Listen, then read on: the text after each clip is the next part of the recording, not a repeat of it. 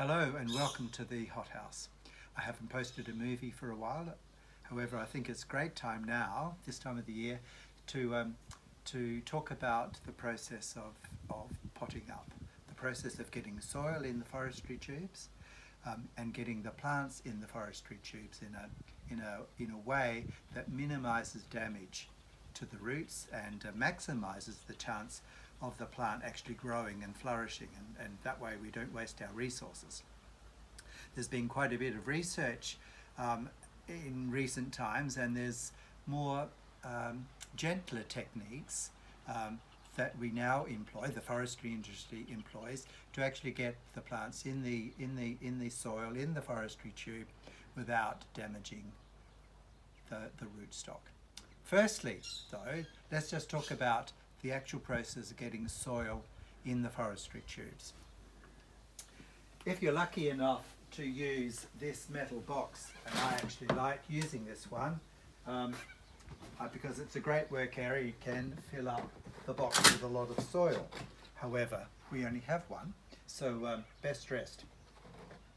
However, what I like about this is I can work with an empty crate, the 50 cell crate, and pull out one forestry tube at a time, and I can scoop it in and start working. So I might partly fill that, allowing room to actually consider the space for the roots. Depending on the plant, if there's a lot of roots, then I'll have only a little bit of soil.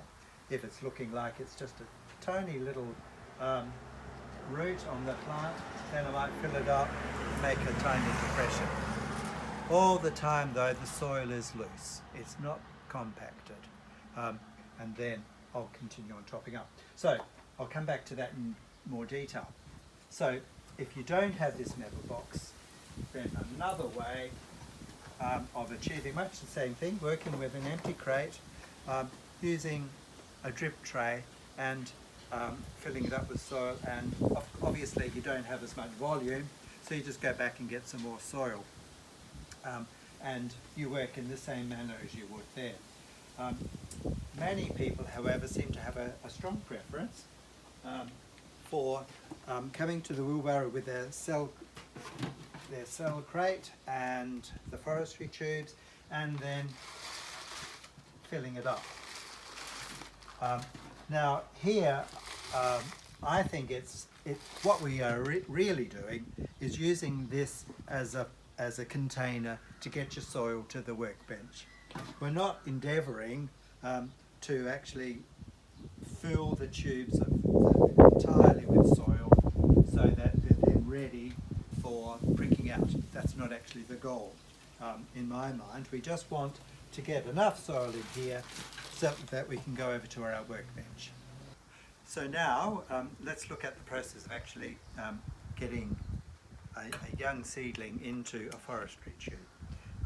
As I've suggested, you might start off with an empty tube, might be partly filled. I'm going to fill it fairly full, knowing that these seedlings are fairly small. So it's maybe 3/4 full.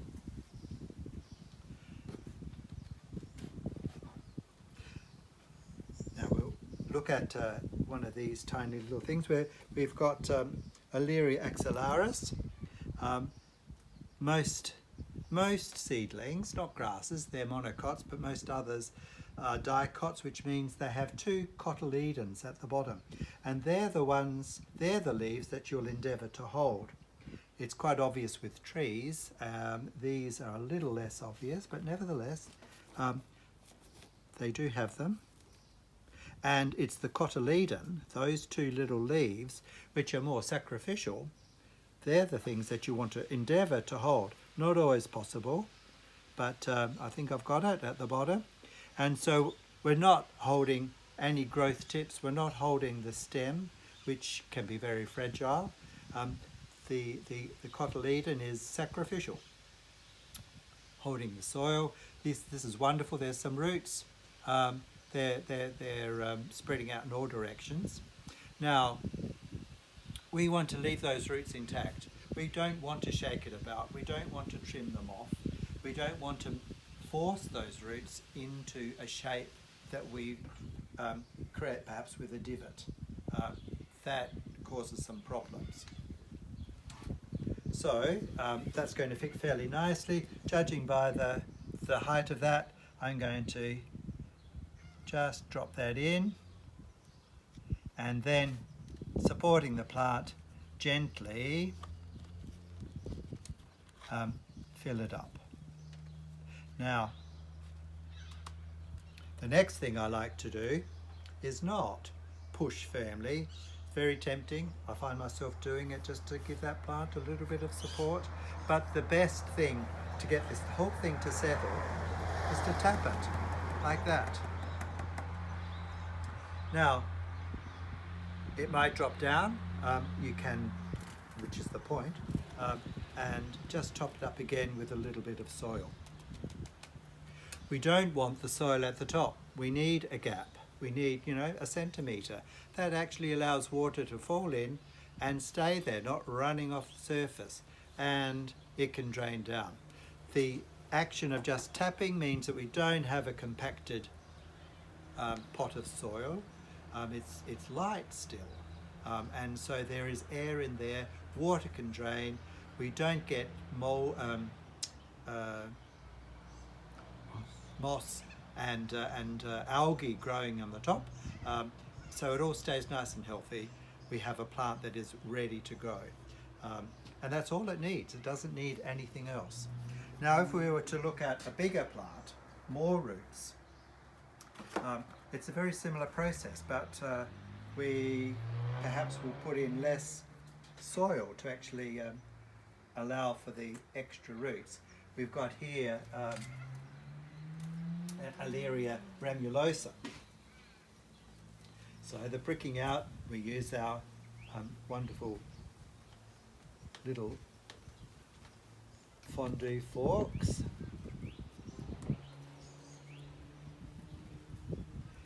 The goal is to collect as much root as possible. These are way past their date for potting up. You would only, well, as a goal, the aim is to pot up seedlings less than 5 centimetres. So we've gone way past. But nevertheless, our endeavour is to keep as much root intact, keeping the soil with those roots, and getting it in the pot with the roots still pretty much in that same shape.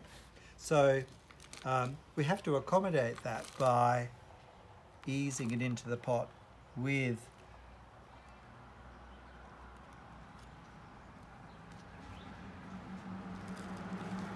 some soil going in at the same time, and sprinkling in extra soil. Yep. Now, because this soil is so light, we can go to the top, knowing that when we tap it, it drops down.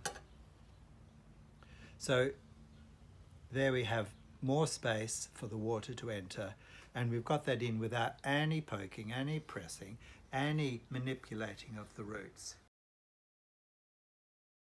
That I took of an acacia pycnantha. I was looking at some of these acacias on the tables in the nursery.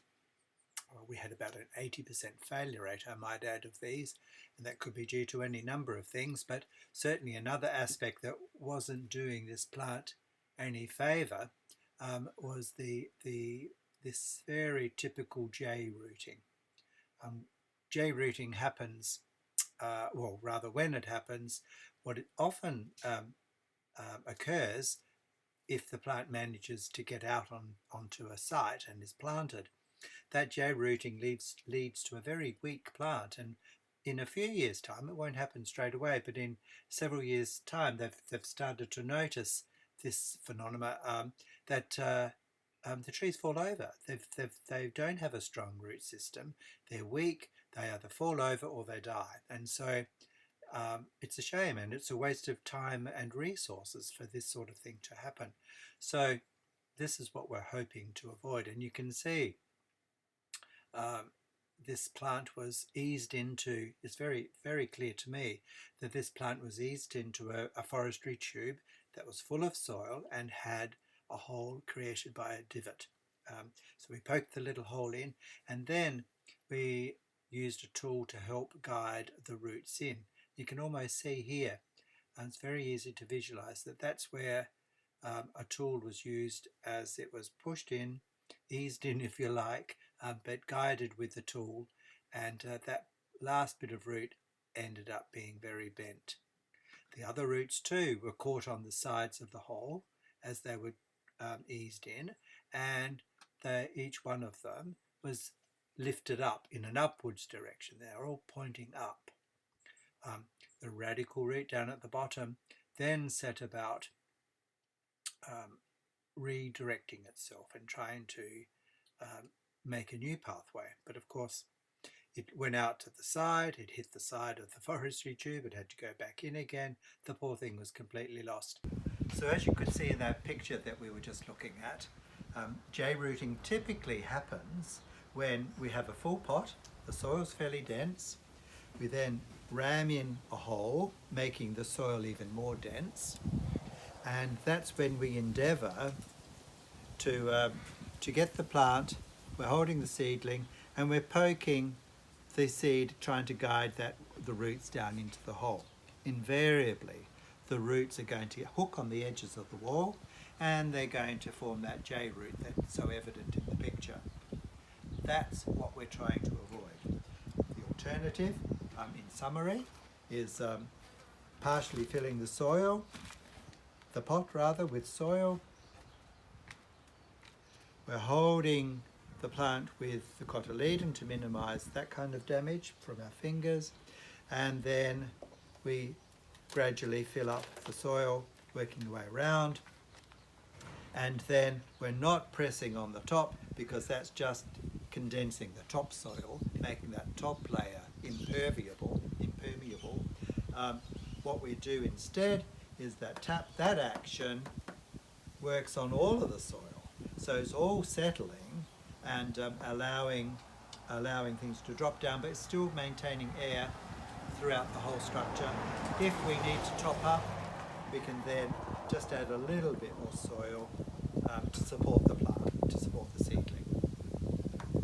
And that's it, that's a happy plant. Thank you.